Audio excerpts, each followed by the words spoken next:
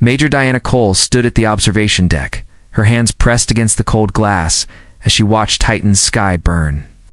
The colony's defense shields flickered and failed under the relentless bombardment from orbit. Each explosion sent tremors through the reinforced windows of her command post. "Status report," she barked into her fighting to keep her voice steady. The colony housed 10,000 civilians, her people. Her responsibility. Multiple orbital strikes. Major Lieutenant Frank Morris responded, his voice crackling with static. "They're using pulse cannons. Our shields won't hold much longer." She could see the massive warships through the methane haze of Titan's atmosphere. Their weapons carved burning lines across the orange sky. The colony's outer dome was already cracking. "Get those evacuation ships launched now," Cole ordered. "Every civilian transport we have. I don't care if they're not full. Get them out!" The command center erupted in frantic activity. Officers rushed between stations shouting coordinates and emergency protocols. Warning klaxons blared through the entire complex. "Major," called out Captain Lisa Ward from her console. "We're getting a transmission from the lead ship." Cole's jaw tightened. "Put it through." The screen lit up with the face of a stern-looking man in a crisp military uniform. His insignia marked him as part of the Galactic Council's enforcement fleet, but something was wrong. His features were too familiar, too human. "This is Commander Richard Hayes of the Council Security Force," he said. "Your colony has been deemed a violation of Deathworld containment protocols. Earth and its people have been restricted to their solar system for 2 centuries. These are the consequences of defiance." Cole's blood ran cold. "We're human too. You're human. Why are you doing this?" "Earth was classified as a death world for a reason," Hayes replied. "Its gravity, its weather, its very environment breeds warriors and killers. The Council will not allow such dangerous potential to spread." Another explosion rocked the base. Through the window, Cole watched in horror as the main residential dome began to collapse. "Sir," Maurice shouted, "3 civilian transports just launched, but the enemy ships are targeting them." Cole slammed her fist against the console. "You bastards, they're innocent people." Hayes' face showed no emotion. "No one from Earth is innocent. Your very biology makes you a threat." The screen went dark as bright flashes lit up the sky. The civilian ships vanished in balls of fire. Cole felt each explosion like a physical blow. Major Ward whispered, her face pale as she looked at her readings. "These ships are not Council design. They're ours. Mars Defense Force. They've been working with the Council all along." Cole stared at the burning remains of her colony, her mind racing. Earth had been betrayed by its own colonies, labeled too dangerous to exist beyond its atmosphere. But they had just proved something else. They had shown exactly why Earth humans were feared. And now they would learn why that fear was justified. She turned to her crew, her voice hard as steel. "Send a message to Earth Command, tell them everything, then prepare my ship. This isn't over. It's just beginning." The experimental warship Defiant cut through space like a knife, its stealth systems masking it from Council sensors. Major Cole stood on the bridge, surrounded by the handful of crew who had chosen to follow her after the Titan massacre. "Status of the Council fleet?" she asked, studying the tactical display. 6 heavy cruisers near Neptune's orbit," Lieutenant Morris reported. "They're searching for us, but they don't know what they're up against." Cole smiled grimly. The Defiant was Earth's secret weapon, built to withstand crushing pressures and extreme conditions that would tear apart standard ships. Just like the humans who crewed it, the vessel was forged in Earth's unforgiving gravity. "Show me the enemy formation," she ordered. The holographic display zoomed in on the Council ships. Their sleek designs betrayed their Mars origins, built for the gentle conditions of space stations and low-gravity colonies. Their soft Captain Ward observed from her weapons station. "Look at their movement patterns. They've never fought in real gravity wells." Cole nodded. "That's their weakness. They've forgotten what it means to fight against nature itself. Every Earth child grows up pushing against 3 times the gravity they do." The ship's comm system crackled. "It's an unidentified vessel. This is Council Command. You have entered restricted space. Stand down immediately." Cole froze. She knew that voice. The tactical display confirmed her fears, showing the commander's image. "Peter," she whispered. "My own brother." The bridge crew fell silent. Commander Peter Cole's face filled the main screen, his features harder than she remembered. "Diana," he said, "stand down. Don't make me destroy you like we did the colony." "You murdered 10,000 people," she shot back. "Our people. Earth makes us dangerous," Peter replied. "The council was right. Look at what you're redoing right now, one rogue ship, thinking it can take on an entire fleet. That's Earth's gravity talking. That's why you need to be contained." Cole's hands tightened on the command rail. "No, that's why we're going to win." She cut the transmission and turned to her crew. "Battle stations. Show them what Earth gravity really means." The Defiant surged forward, its engines burning hot. Council ships moved to surround them, their weapons charging. "They're boxing us in," Morris warned, using standard space tactics. "Standard won't work against us," Cole said. "Execute attack pattern, Earth 7. The Defiant dove straight down, pulling maneuvers that would crush any Mars-born crew.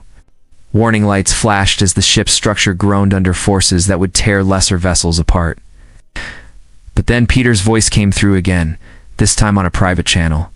"Diana, wait," he said urgently. "There's something you need to know. The Council, they're not what you think. We're ... double quotes. His transmission cut off as explosions lit up space around them. The Defiant rocked with impacts. "Multiple Council ships emerging from Neptune's shadow," Ward shouted. "We're surrounded." Cole stared at the tactical display, her brother's cut-off warning echoing in her mind. What was he trying to tell her? What secret about the Council had made her own brother turn against Earth? She had no time to wonder. Right now, she had to prove why Earth humans were the greatest warriors humanity had ever produced, or died trying.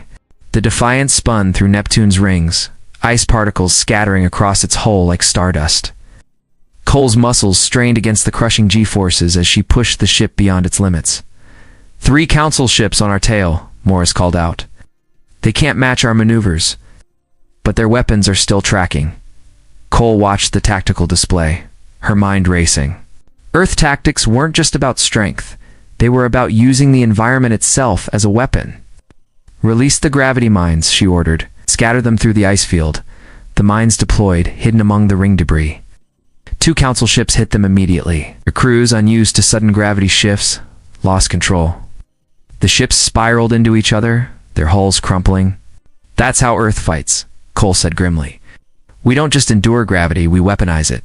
Her brother's ship appeared ahead, its weapons charged. "Diana, stop this madness." Peter's voice came through. "You're proving exactly why Earth needs to be contained." "No," she fired back. "We're proving why Earth needs to be free." The Defiant dove straight toward Peter's vessel. Council ships had weak points. Their artificial gravity systems couldn't handle rapid changes. "All power to forward shields," Cole commanded. "Prepare for close-quarters combat." Ward's fingers flew across her console. "They're launching missiles." "Hold course," Cole said through gritted teeth. "Show them what Earthborn pilots can do." The Defiant rolled and twisted, dodging fire in ways that would kill most humans. The crew's Earth-trained bodies absorbed punishment that would break their Mars-born cousins. Then Peter's ship did something unexpected. It matched their maneuver perfectly. "How?" Maurice gasped. "No Council ship can pull that off." "Because he's not flying for the Council anymore," Cole realized. "He's flying like an Earth pilot." Peter's voice crackled through again. "Diana, listen. The Council. They're Earth humans too. Ancient colonists who left centuries ago." He grew soft, forgot their roots. "They're terrified of Earth because they know what they lost." A massive explosion rocked the Defiant. Warning lights flashed across every console. "Direct hit," Ward shouted. "Port engine failing." Cole watched in horror as Peter's ship moved to shield them from the other Council vessel's fire. His voice came through one last time. The Council kept Earth isolated because they feared being replaced. They knew Earth humans were evolving stronger or better. You have to tell everyone the truth. You have to. Peter's ship exploded in a blinding flash as Council weapons converged on him. Cole screamed, watching her brother sacrifice himself to save her. "Major," Morris said softly. "He transmitted data to us before he died. Files about the Council's true origins."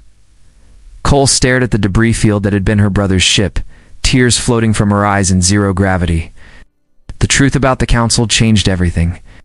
This wasn't just about Earth anymore. Send the files to Earth Command, she ordered, her voice hard with purpose, and get our engines back online. The Council isn't just going to face Earth's warriors now. She looked at the tactical display, where more Council ships were approaching. They're going to face their own children coming home. Earth's response was swift and devastating. Within hours of receiving Peter's data, the planet launched its hidden fleet. Ow. Cole watched from the repaired, defiant as hundreds of ships emerged from secret bases beneath Earth's oceans and inside hollow mountains. Status report on the Council forces, she demanded, standing at the command station. They're falling back to Mars, Ward replied. Their formations are breaking. They never expected this many ships. The tactical display showed Earth vessels advancing through the solar system. Each one was crewed by soldiers who had trained in crushing gravity, who had grown up fighting the harshest environment humans had ever lived in. Message from Earth Command, Morris announced. Admiral Sharon Carter is taking overall command of the offensive. Cole nodded. Put her through. The Admiral's face appeared on screen, her expression fierce. Major Cole, your brother's sacrifice changed everything. The Council's lies exposed. They're not our superiors. They're our runaway ancestors. Orders, Admiral. Take your ship to Phobos Station. It's where they keep their genetic records. We need proof of their Earth origins to show every colony in the system. The Defiant accelerated toward Mars, joined by 2 other Earth ships. Through the viewport, Cole could see Council stations burning around Saturn and Jupiter as Earth forces advanced. Multiple Council ships approaching, Ward warned. They're trying to stop us from reaching Phobos. Cole smiled grimly. They're fighting like their ancestors now, running scared from Earth's gravity well. The battle that followed was brutal but brief. Council ships fought with desperate fury, but their crews couldn't match the physical endurance of Earthborn soldiers. The Defiant's weapons tore through their formations. We're receiving a transmission, Maurice said suddenly. From inside Phobos Station, a woman's face appeared on screen. Her uniform marked her as a high-ranking Council scientist. Major Cole, she said urgently. I'm Dr. Linda Marshall. The Council is lying to everyone, even their own people. There's more to this than just our Earth's origins. Warning lights flashed across the bridge as Council weapons targeted them. They're trying to silence her, Ward shouted. Dr. Marshall, what do you mean? Cole demanded. The Council didn't just leave Earth because they were afraid of gravity, Marshall explained quickly. They left because they discovered something in human DNA. Something that only activates under extreme pressure. Earth's gravity isn't just making you stronger, it's awakening abilities they wanted to suppress. Explosions rocked the station before she could continue. The transmission cut off. Get us to that station, Cole ordered. Whatever the Council's hiding about our DNA, we need to. She stopped mid-sentence. Her hand had just passed through the solid metal of her command rail. Morris stared at her in shock. Major, your arm, ... Cole looked at her hand, which was now somehow both solid and transparent.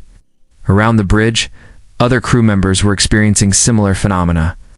So this is what the Council was really afraid of, she whispered. Earth's gravity wasn't just making us stronger.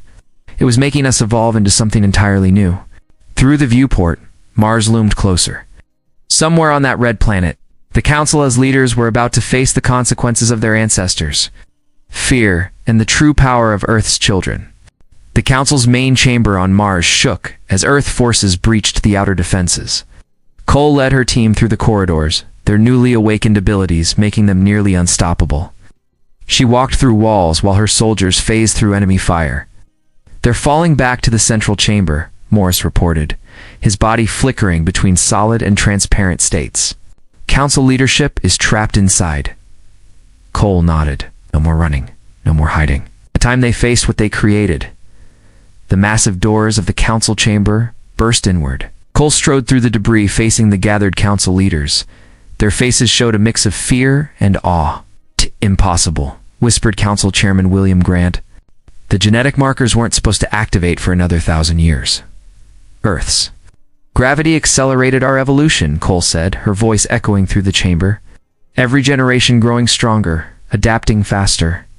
While you hid in your low-gravity stations, we were becoming what humanity was meant to be. Grant stood from his chair, his aged face revealing his Earth's ancestry. We left Earth to prevent this. Humanity wasn't ready for such power. You left because you were afraid, Cole corrected him. Afraid of change, afraid of progress. Just like your ancestors who tried to stop the first humans from leaving their caves, warning klaxons blared through the chamber. On the main screen, hundreds more Earth ships appeared, emerging from hyperspace. Council forces are surrendering across the system, Ward's voice came through Cole's cum. The colonies are pledging loyalty to Earth. Grant looked at the display in defeat. You don't understand. These abilities, they're just the beginning. Earth's gravity is changing human DNA in ways we never imagined. You're becoming something beyond human. We're becoming what we were always meant to be, Cole replied. Now it's time for our lost children to come home. She extended her hand to the council chairman, letting her ability fade until she was fully solid again. Earth isn't a death world. It's a crucible, forging humanity's next step. Can either help us take that step or get out of our way. Grant stared at her hand for a long moment. Behind him, other council members watched in silence. Our brother tried to tell you everything, he said quietly. But even he didn't know the full truth. These abilities you're developing, they're not just about physical power. They're going to change how we think, how we feel, how we connect with each other. The human race is about to become something entirely new. Cole smiled. Then let's find out what we can become together. No more council, no more division. One human race, reaching for the stars. She turned to face the massive window overlooking Mars' red surface, where Earth's ships now filled the sky. In the distance, the blue marble of Earth shone like a beacon. Send word to every colony, every station, every ship, she commanded. Tell them it's time to come home. Tell them Earth is calling its children back. The council chamber erupted in movement as centuries of separation began to end. Humanity's next chapter was about to begin, and this time, they would face it united. Earth wasn't just a death world anymore. It was the birthplace of humanity's future.